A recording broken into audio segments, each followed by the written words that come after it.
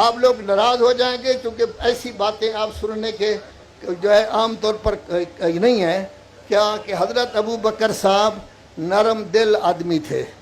ایک بات۔ دوسری یہ ہے کہ وہ چاہتے تھے کہ ہر مسلمان کا فائدہ ہو، توجہ ہے آپ کی، ہر مسلمان کا فائدہ ہو۔ جس نے خواہ کسی مسلمان عورت نے یا مسلمان مرد جوان نے، بوڑھے نے، اگر اس نے آ کر کہا ہے کہ رسول اعظم صلی اللہ علیہ وآلہ وسلم نے یہ فرمایا تھا کہ میں آپ کو یہ چیز دوں گا، وہ اتنے نرم دل تھے، ہر کسی کو انہوں نے چیز دے دی،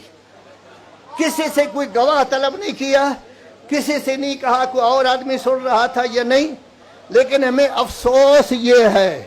کہ جب رسول اعظم صلی اللہ علیہ وآلہ وسلم کی دختر نیک اختر، افسوس یہ ہے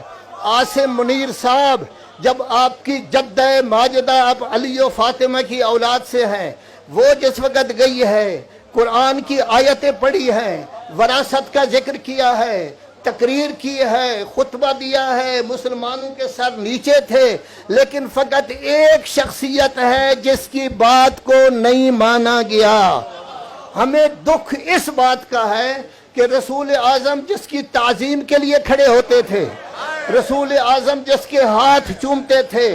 سفر پہ جانے چاہتے تو آخر میں فاطمہ کے گھر، واپس آتے تو پہلے فاطمہ کے گھر، اس بی بی کو جس کی بے آیت تطہیر ہے، آیہ مبالہ ہے، اس بی بی کی قول کی تصدیق نہ کی جائے، یہ ہمیں دکھ ہے۔ ہم سب کچھ کر سکتے ہیں، لیکن جس نے فاطمہ زہرا کی بات کو نہیں مانا، تصدیق نہیں کی، اس کی محبت دل میں ہم پیدا نہیں کر سکتے۔